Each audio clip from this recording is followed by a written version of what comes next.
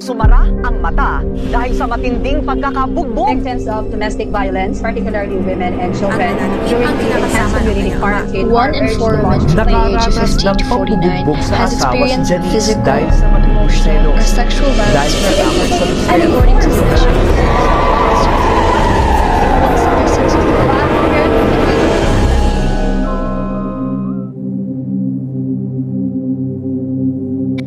Sa likod ng bawat ulat ay may dugong tinig at sugatang pag-asa. Sa gitna ng sigawan ng pagdurusa, hanggang kailan kaya tayo magbubulag-bulagan at tatahimik pa?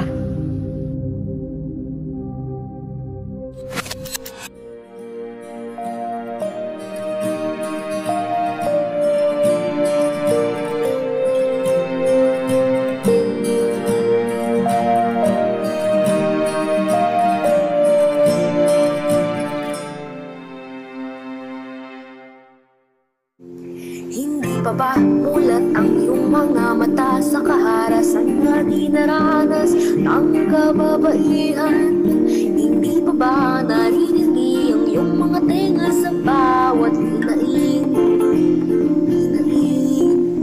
Hindi pa ba bukas ang isip sa ideyang di dapat limitahan kakayahan ng babae sa lipunan? Hindi pa ba nagising tulog ng puso laban sa abuso? Pakinggan ang himig ng pagtindig, bawat buhay aabaw at matitindig, at sa bukas ay tayo naman bibida sa masa. Pakinggan ang himig ng pagtindig, bawat buhay aabaw at matitindig, at sa bukas ay tayo naman bibida sa masa.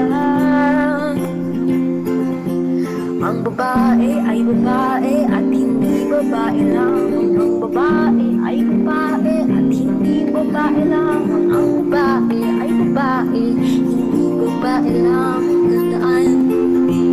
Tandaan, ang babae ay babae, hindi babae lamang. Ang babae ay babae, hindi babae lamang. Ang babae ay babae, hindi babae lamang. Tandaan,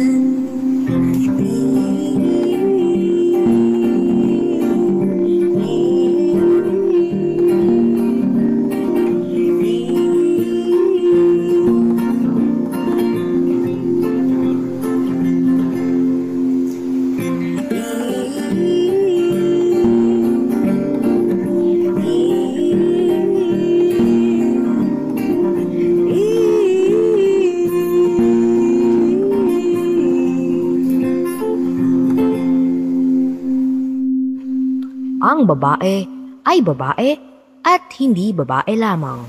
la la la la la la la la la la la. Ah, la la la la la